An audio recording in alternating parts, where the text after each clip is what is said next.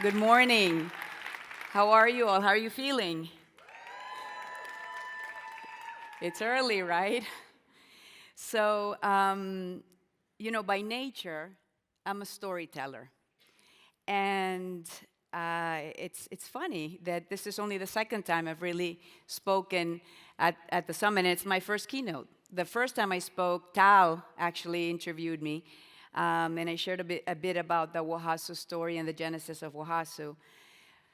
But I thought it was time again to give a refresher, especially for those of you that don't know the story. And so many people ask me, how did I, make this commitment to happiness? And so what I'm going to do is I'm going to share a little bit about my journey, and then also close with some of the ways of being that I call that really helped me stay on this journey, on this path, kind of to be true.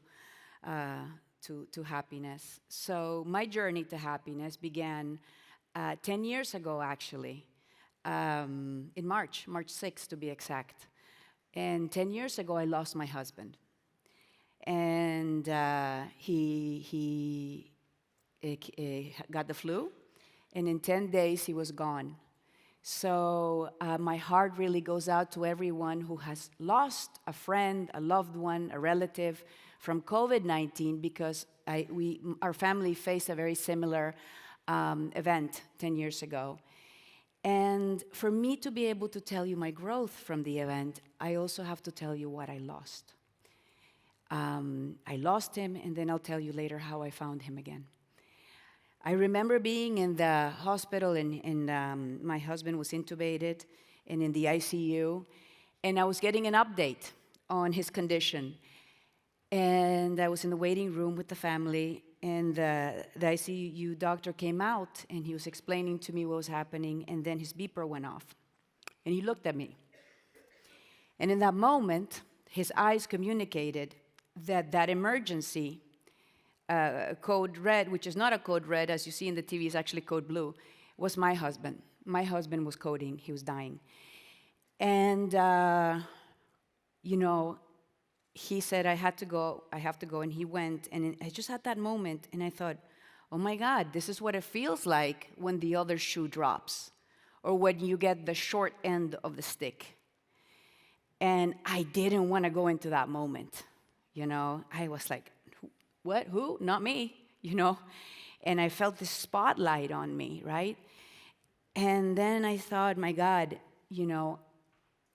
I know this is happening to my family and happening to me, but most importantly, it's happening to him. He's dying.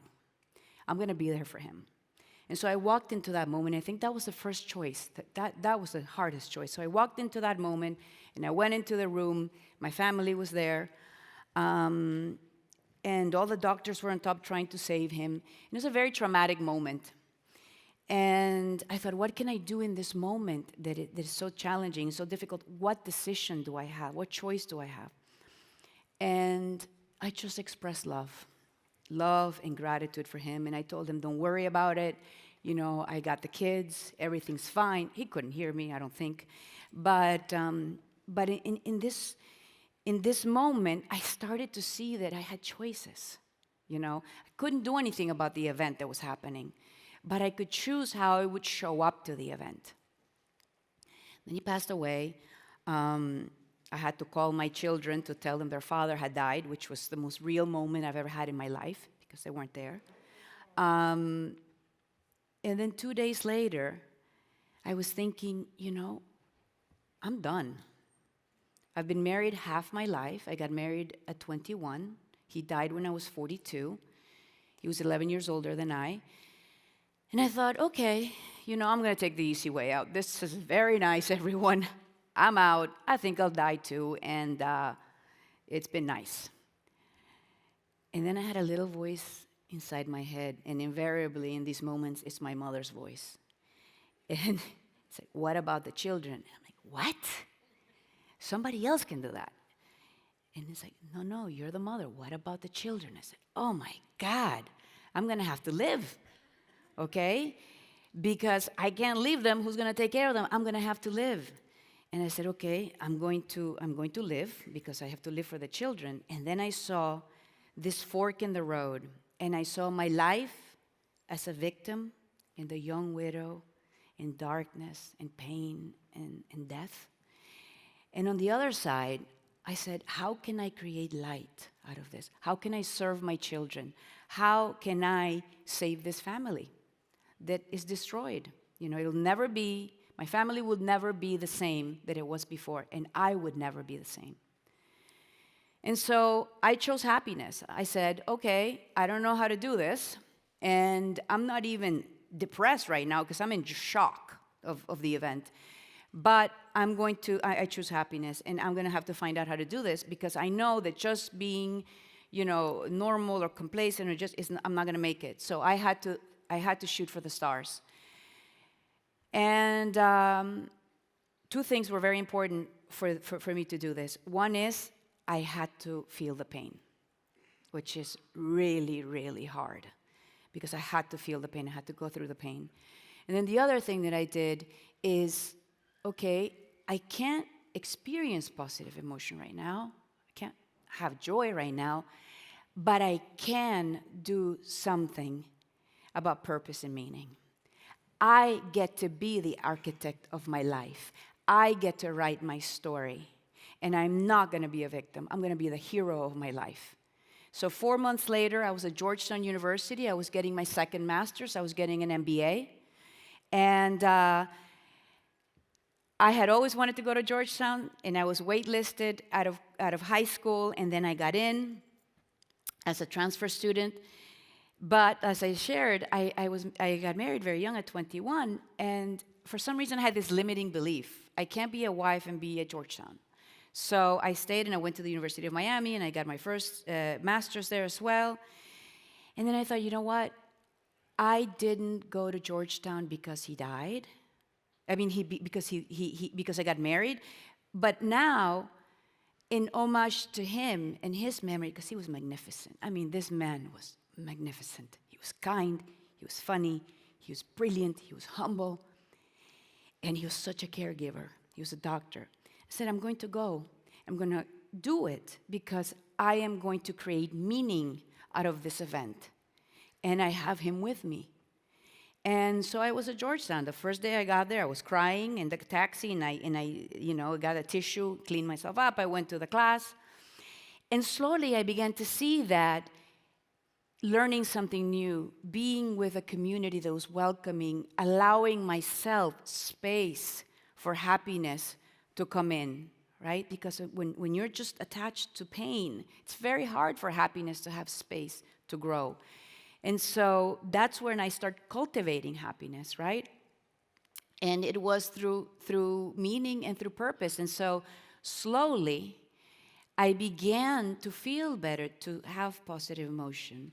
I began the day every day with Pearl Jam and Bob Marley, every day. And so then things happening when you listen to music. That's why, Jorge playing on Friday was amazing. There's things that happen to your brain that make you feel better when you listen to music. And you don't have to do anything about it, just listen to it. And what I love about that is that I started to create a habit, right, of listening to the music and not waiting to want to listen to the music, but actually listening to the music. And then I began transforming. I began to copy what happy people did, right? Happy people got dressed. They said yes when they were invited to dinner. They showed up.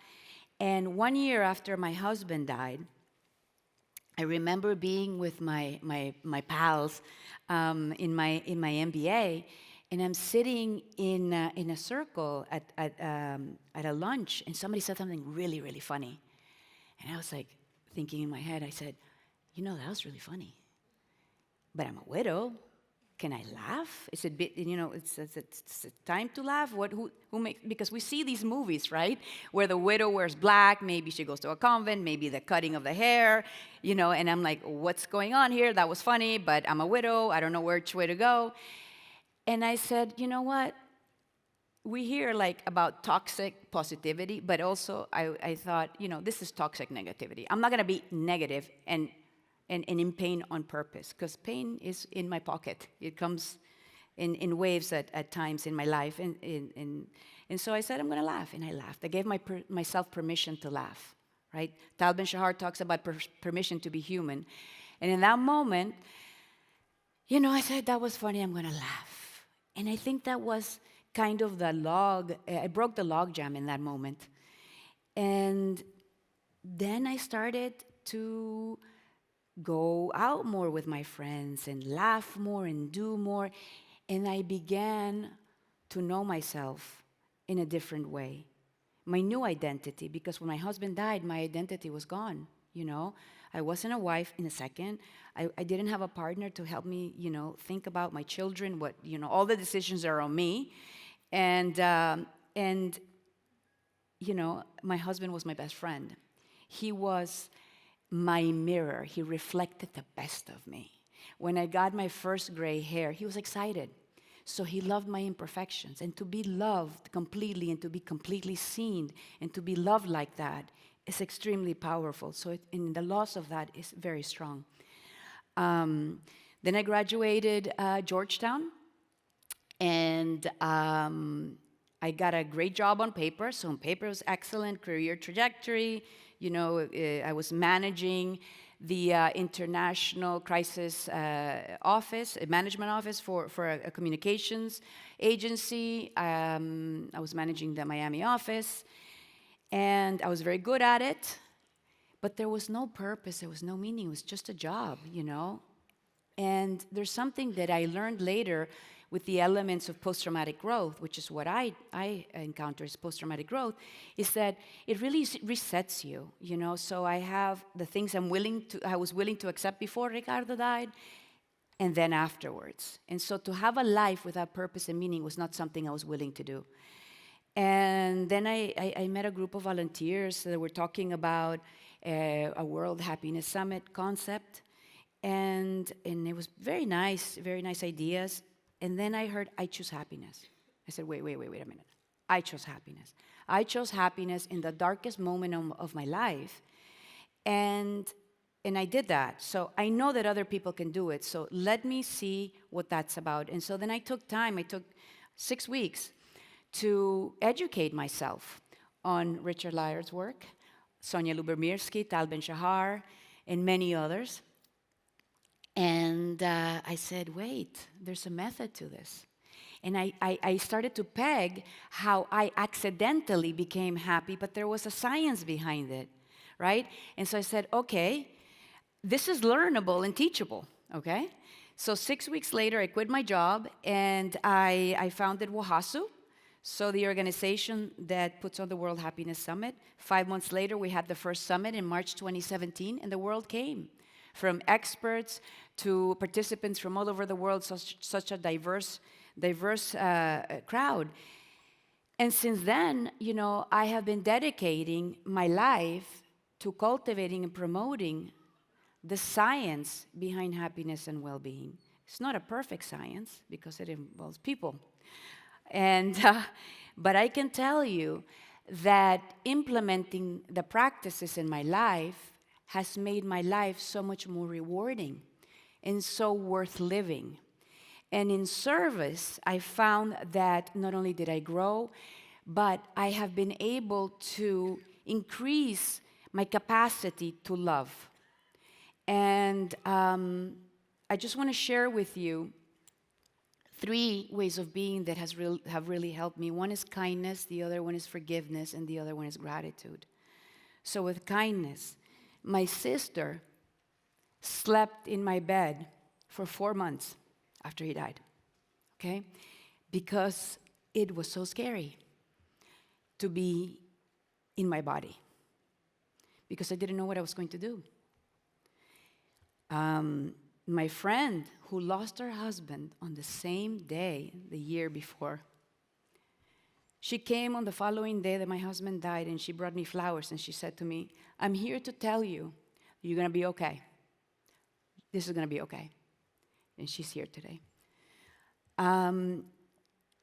Forgiveness. I had to forgive the doctors that made mistakes that caused his ultimate death. They made mistakes.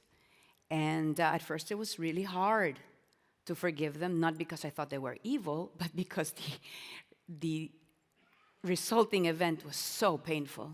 and so unfair. So I forgave them. I forgave my father-in-law and mother-in-law who were in Miami but didn't go to the funeral to support their grandchildren. I forgave them. Forgiveness, and you're going to learn later today with Fred Luskin. Oh my God, it's so powerful. Because you know what happens? You create so much space for goodness in your life. Not only for yourself, but for others. It is the most fertile ground you can have to make happiness grow in your life. Creativity, love, passion, everything you want in your life can manifest through allowing yourself to forgive. You don't have to see the other person. It doesn't make the event okay. But you will give yourself so much in those around you.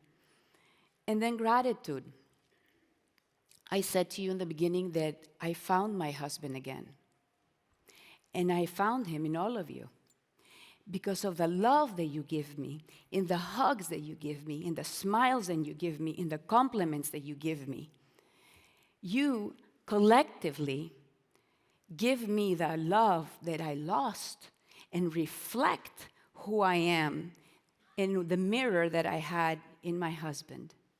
And that is how I choose happiness. And I'm so eternally grateful for all of you. Thank you.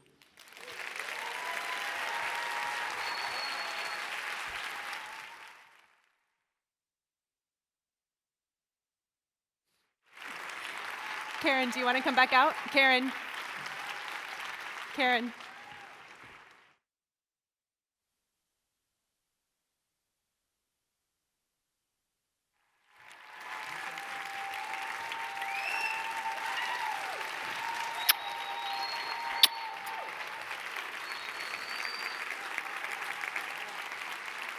Oh, there's something else for you, Karen.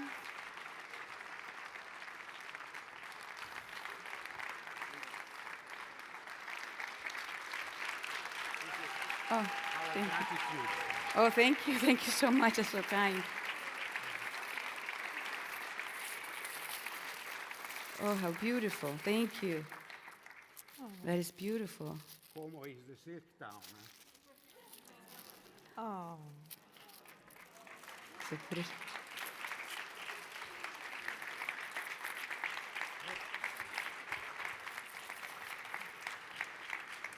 Just put it around. Thank you, Karen. So put it around me. There we go. And now. There we go. Now I am covered There we go. in your love and your appreciation. Thank you. Thank you.